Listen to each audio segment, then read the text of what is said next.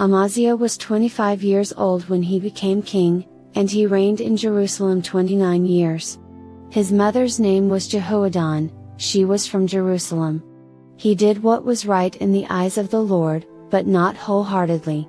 After the kingdom was firmly in his control, he executed the officials who had murdered his father the king. Yet he did not put their children to death, but acted in accordance with what is written in the law, in the book of Moses, where the Lord commanded, "Parents shall not be put to death for their children, nor children be put to death for their parents, each will die for their own sin." Amaziah called the people of Judah together and assigned them according to their families to commanders of thousands and commanders of hundreds for all Judah and Benjamin. He then mustered those 20 years old or more and found that there were 300,000 men fit for military service, able to handle the spear and shield. He also hired 100,000 fighting men from Israel, for 100 talents of silver. But a man of God came to him and said, "Your Majesty, these troops from Israel must not march with you, for the Lord is not with Israel, not with any of the people of Ephraim. Even if you go and fight courageously in battle, God will overthrow you before the enemy, for God has the power to help or to overthrow." Amaziah asked the man of God, "But what about the 100 talents I paid for these Israelite troops?" The man of God replied, "The Lord can give you much more than that." So Amaziah dismissed the troops who had come to him from Ephraim and sent them home. They were furious with Judah and left for home in a great rage.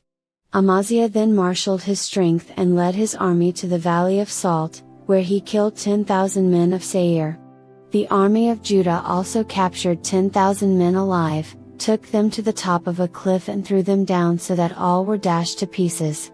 Meanwhile the troops that Amaziah had sent back and had not allowed to take part in the war, raided towns belonging to Judah from Samaria to Beth Horon. They killed 3,000 people and carried off great quantities of plunder.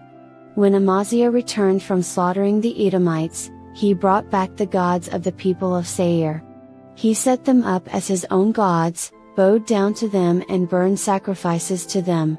The anger of the Lord burned against Amaziah, and he sent a prophet to him, who said, "Why do you consult this people's gods, which could not save their own people from your hand?" While he was still speaking, the king said to him, "Have we appointed you an advisor to the king? Stop! Why be struck down?" So the prophet stopped but said, "I know that God has determined to destroy you, because you have done this and have not listened to my counsel." After Amaziah king of Judah consulted his advisors, he sent this challenge to Jehoash son of Jehoahaz, the son of Jehu, king of Israel, "Come, let us face each other in battle." But Jehoash king of Israel replied to Amaziah king of Judah, "A thistle in Lebanon sent a message to a cedar in Lebanon, 'Give your daughter to my son in marriage.' Then a wild beast in Lebanon came along and trampled the thistle underfoot. You say to yourself that you have defeated Edom, and now you are arrogant and proud. But stay at home. Why ask for trouble and cause your own downfall and that of Judah also?" Amaziah, however, would not listen, for God so worked that he might deliver them into the hands of Jehoash, because they sought the gods of Edom. So Jehoash king of Israel attacked. He and Amaziah king of Judah faced each other at Beth Shemesh in Judah. Judah was routed by Israel, and every man fled to his home. Jehoash king of Israel captured Amaziah king of Judah, the son of Joash, the son of Ahaziah, at Beth Shemesh. Then Jehoash brought him to Jerusalem and broke down the wall of Jerusalem from the Ephraim gate to the corner gate, a section about 400 cubits long. He took all the gold and silver and all the articles found in the temple of God that had been in the care of Obed-Edom, together with the palace treasures and the hostages, and returned to Samaria. Amaziah son of Joash king of Judah lived for 15 years after the death of Jehoash son of Jehoahaz king of Israel. As for the other events of Amaziah's reign, from beginning to end, are they not written in the book of the kings of Judah and Israel? From the time that Amaziah turned away from following the Lord, They conspired against him in Jerusalem and he fled to Lachish, but they sent men after him to Lachish and killed him there. He was brought back by horse and was buried with his ancestors in the city of Judah. Then all the people of Judah took Uzziah, who was 16 years old, and made him king in place of his father Amaziah. He was the one who rebuilt Elath and restored it to Judah after Amaziah rested with his ancestors. Uzziah was 16 years old when he became king, and he reigned in Jerusalem 52 years. His mother's name was Jechaliah, she was from Jerusalem. He did what was right in the eyes of the Lord, just as his father Amaziah had done. He sought God during the days of Zechariah, who instructed him in the fear of God. As long as he sought the Lord, God gave him success. He went to war against the Philistines and broke down the walls of Gath, Jabneh, and Ashdod. He then rebuilt towns near Ashdod and elsewhere among the Philistines. God helped him against the Philistines and against the Arabs who lived in Gur-baal and against the Meunites. The Ammonites brought tribute to Uzziah, and his fame spread as far as the border of Egypt, because he had become very powerful. Uzziah built towers in Jerusalem at the corner gate, at the valley gate and at the angle of the wall, and he fortified them. He also built towers in the wilderness and dug many cisterns, because he had much livestock in the foothills and in the plain. He had people working his fields and vineyards in the hills and in the fertile lands, for he loved the soil. Uzziah had a well-trained army, ready to go out by divisions according to their numbers as mustered by Jael the secretary and Maaseiah the officer under the direction of Hananiah, one of the royal officials. The total number of family leaders over the fighting men was 2,600. Under their command was an army of 307,500 men trained for war, a powerful force to support the king against his enemies. Uzziah provided shields, spears, helmets, coats of armor, bows and slingstones for the entire army. In Jerusalem he made devices invented for use on the towers and on the corner defenses so that soldiers could shoot arrows and hurl large stones from the walls. His fame spread far and wide, for he was greatly helped until he became powerful. But after Uzziah became powerful, his pride led to his downfall. He was unfaithful to the Lord his God, and entered the temple of the Lord to burn incense on the altar of incense. Azariah the priest with 80 other courageous priests of the Lord followed him in. They confronted King Uzziah and said, "It is not right, for you, Uzziah, to burn incense to the Lord. That is for the priests, the descendants of Aaron, who have been consecrated to burn incense. Leave the sanctuary, for you have been unfaithful, and you will not be honored by the Lord God." Uzziah, who had a censer in his hand ready to burn incense, became angry. While he was raging at the priests in their presence before the incense altar in the Lord's temple, leprosy broke out on his forehead. When Azariah the chief priest and all the other priests looked at him, they saw that he had leprosy on his forehead, so they hurried him out. Indeed, he himself was eager to leave, because the Lord had afflicted him. King Uzziah had leprosy until the day he died. He lived in a separate house leprous, and banned from the temple of the Lord. Jotham his son had charge of the palace and governed the people of the land. The other events of Uzziah's reign, from beginning to end, are recorded by the prophet Isaiah son of Amoz. Uzziah rested with his ancestors and was buried near them in a cemetery that belonged to the kings, for people said, he had leprosy. And Jotham his son succeeded him as king. Jotham was 25 years old when he became king, and he reigned in Jerusalem 16 years. His mother's name was Jerusha daughter of Zadok. He did what was right in the eyes of the Lord, just as his father Uzziah had done, but unlike him he did not enter the temple of the Lord. The people, however, continued their corrupt practices. Jotham rebuilt the upper gate of the temple of the Lord and did extensive work on the wall at the hill of Ophel. He built towns in the hill country of Judah and forts and towers in the wooded areas. Jotham waged war against the king of the Ammonites and conquered them.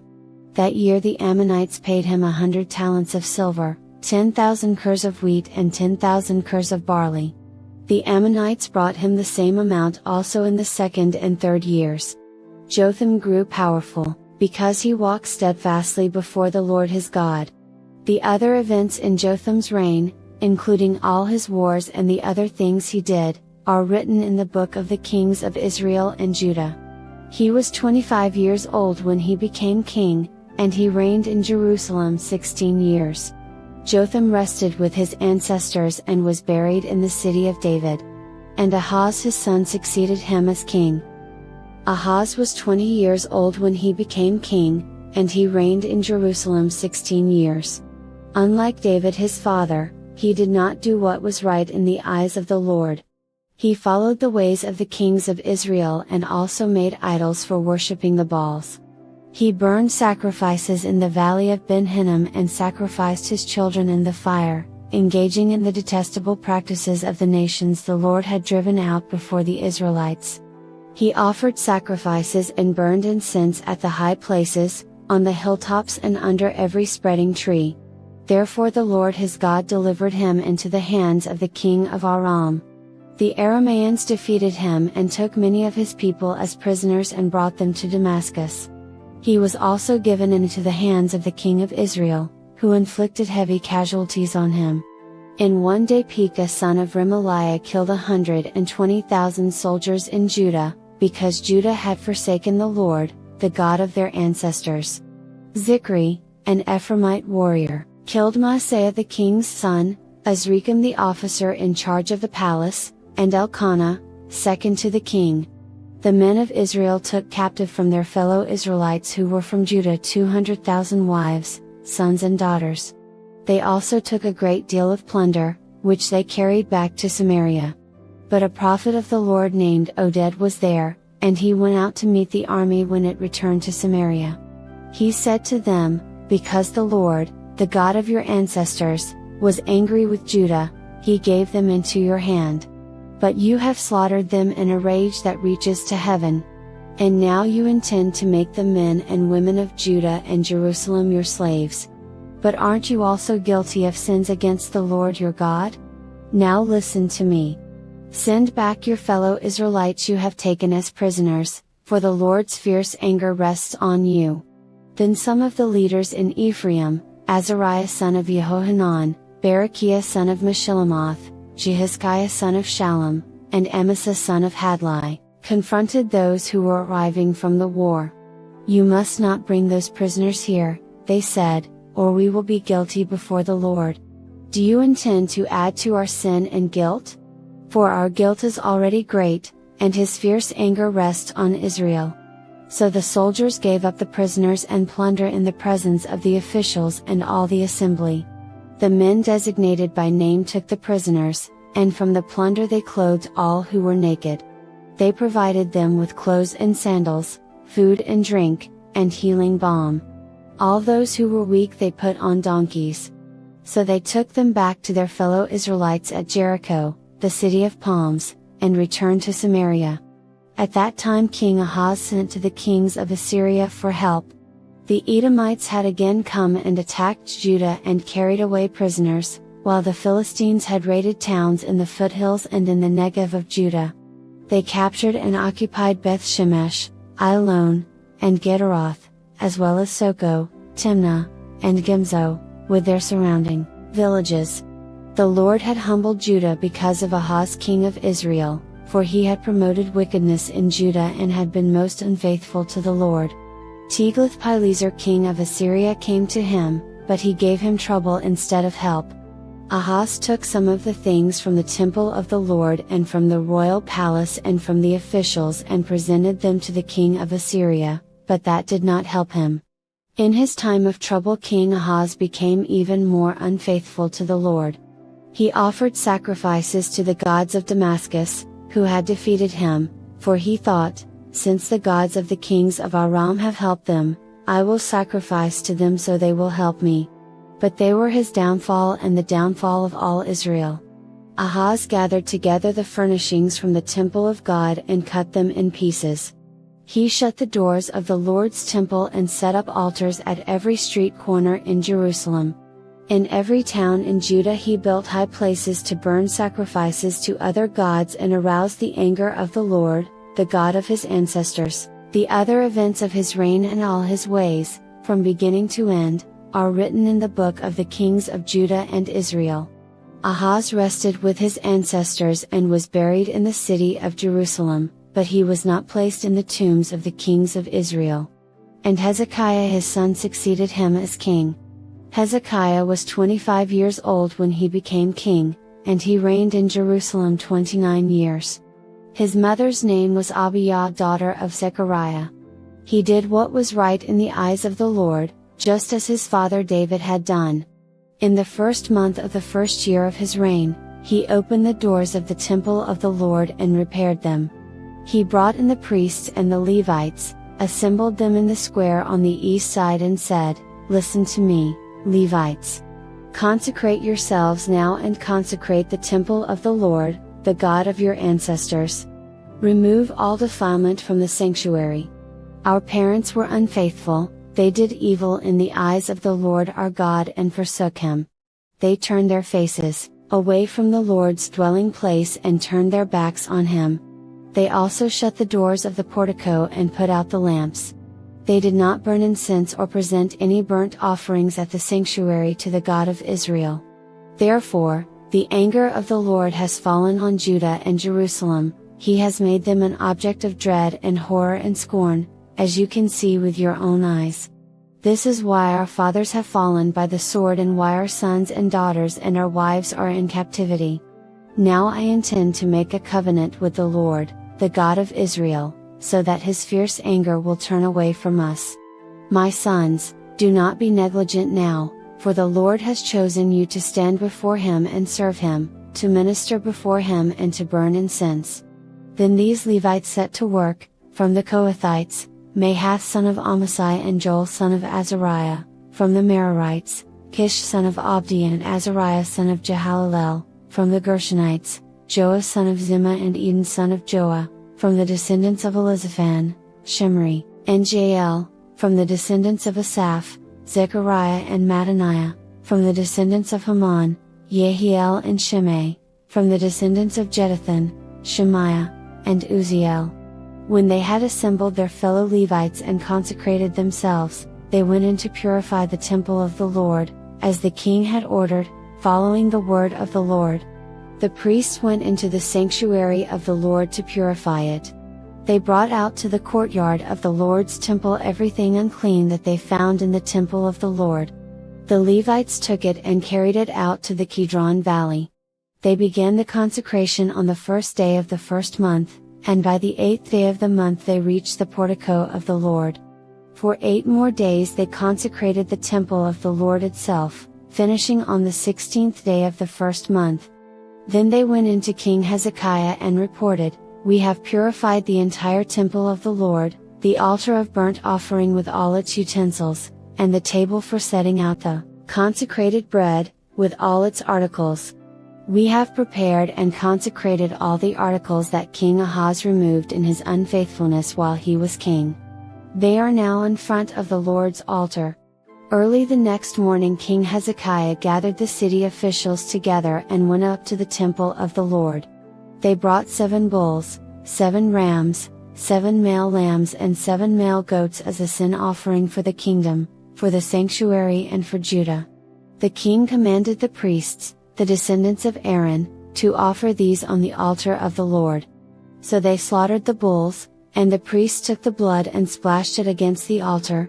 Next they slaughtered the rams and splashed their blood against the altar, then they slaughtered the lambs and splashed their blood against the altar. The goats for the sin offering were brought before the king and the assembly, and they laid their hands on them. The priests then slaughtered the goats and presented their blood on the altar for a sin offering to atone for all Israel, because the king had ordered the burnt offering and the sin offering for all Israel. He stationed the Levites in the temple of the Lord with cymbals, harps and lyres in the way prescribed by David and Gad the king's seer and Nathan the prophet. This was commanded by the Lord through his prophets. So the Levites stood ready with David's instruments, and the priests with their trumpets. Hezekiah gave the order to sacrifice the burnt offering on the altar. As the offering began, singing to the Lord began also, accompanied by trumpets and the instruments of David king of Israel. The whole assembly bowed in worship, while the musicians played and the trumpets sounded. All this continued until the sacrifice of the burnt offering was completed. When the offerings were finished, the king and everyone present with him knelt down and worshipped. King Hezekiah and his officials ordered the Levites to praise the Lord with the words of David and of Asaph the seer. So they sang praises with gladness and bowed down and worshipped. Then Hezekiah said, "You have now dedicated yourselves to the Lord. Come and bring sacrifices and thank offerings to the temple of the Lord." So the assembly brought sacrifices and thank offerings, and all whose hearts were willing brought burnt offerings. The number of burnt offerings the assembly brought was 70 bulls, 100 rams and 200 male lambs, all of them for burnt offerings to the Lord. The animals consecrated as sacrifices amounted to 600 bulls and 3,000 sheep and goats. The priests, however, were too few to skin all the burnt offerings, so their relatives the Levites helped them until the task was finished and until other priests had been consecrated, for the Levites had been more conscientious in consecrating themselves than the priests had been. There were burnt offerings in abundance, together with the fat of the fellowship offerings and the drink offerings that accompanied the burnt offerings. So the service of the temple of the Lord was re-established. Hezekiah and all the people rejoiced at what God had brought about for his people, because it was done so quickly. Hezekiah sent word to all Israel and Judah and also wrote letters to Ephraim and Manasseh, inviting them to come to the temple of the Lord in Jerusalem and celebrate the Passover to the Lord, the God of Israel. The king and his officials and the whole assembly in Jerusalem decided to celebrate the Passover in the 2nd month. They had not been able to celebrate it at the regular time because not enough priests had consecrated themselves and the people had not assembled in Jerusalem. The plan seemed right both to the king and to the whole assembly. They decided to send a proclamation throughout Israel, from Beersheba to Dan, calling the people to come to Jerusalem and celebrate the Passover to the Lord, the God of Israel. It had not been celebrated in large numbers according to what was written. At the king's command, couriers went throughout Israel and Judah with letters from the king and from his officials, which read, "People of Israel, return to the Lord, the God of Abraham, Isaac, and Israel, that he may return to you who are left, who have escaped from the hand of the kings of Assyria. Do not be like your parents and your fellow Israelites, who were unfaithful to the Lord, the God of their ancestors, so that he made them an object of horror, as you see. Do not be stiff-necked, as your ancestors were, submit to the Lord. Come to his sanctuary, which he has consecrated forever. Serve the Lord your God, so that his fierce anger will turn away from you. If you return to the Lord, then your fellow Israelites and your children will be shown compassion by their captors and will return to this land, for the Lord your God is gracious and compassionate. He will not turn his face from you if you return to him." The couriers went from town to town in Ephraim and Manasseh, as far as Zebulun, but people scorned and ridiculed them. Nevertheless, some from Asher, Manasseh and Zebulun humbled themselves and went to Jerusalem. Also in Judah the hand of God was on the people to give them unity of mind to carry out what the king and his officials had ordered, following the word of the Lord. A very large crowd of people assembled in Jerusalem to celebrate the festival of unleavened bread in the 2nd month. They removed the altars in Jerusalem and cleared away the incense altars and threw them into the Kidron Valley. They slaughtered the Passover lamb on the 14th day of the 2nd month. The priests and the Levites were ashamed and consecrated themselves and brought burnt offerings to the temple of the Lord. Then they took up their regular positions as prescribed in the law of Moses the man of God. The priests splashed against the altar the blood handed to them by the Levites.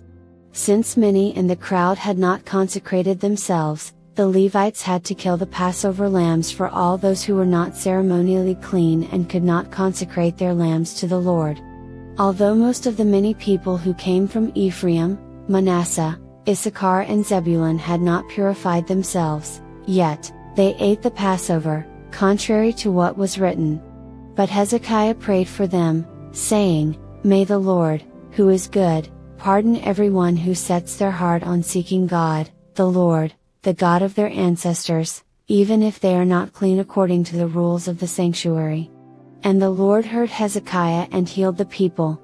The Israelites who were present in Jerusalem celebrated the festival of unleavened bread for 7 days with great rejoicing, while the Levites and priests praised the Lord every day with resounding instruments dedicated to the Lord. Hezekiah spoke encouragingly to all the Levites, who showed good understanding of the service of the Lord. For the 7 days they ate their assigned portion and offered fellowship offerings and praised the Lord, the God of their ancestors. The whole assembly then agreed to celebrate the festival 7 more days, so for another 7 days they celebrated joyfully. Hezekiah king of Judah provided 1,000 bulls and 7,000 sheep and goats for the assembly, and the officials provided them with 1,000 bulls and 10,000 sheep and goats. A great number of priests consecrated themselves. The entire assembly of Judah rejoiced, along with the priests and Levites and all who had assembled from Israel, including the foreigners who had come from Israel and also those who resided in Judah. There was great joy in Jerusalem, for since the days of Solomon son of David king of Israel there had been nothing like this in Jerusalem. The priests and the Levites stood to bless the people, and God heard them, for their prayer reached heaven, His holy dwelling place.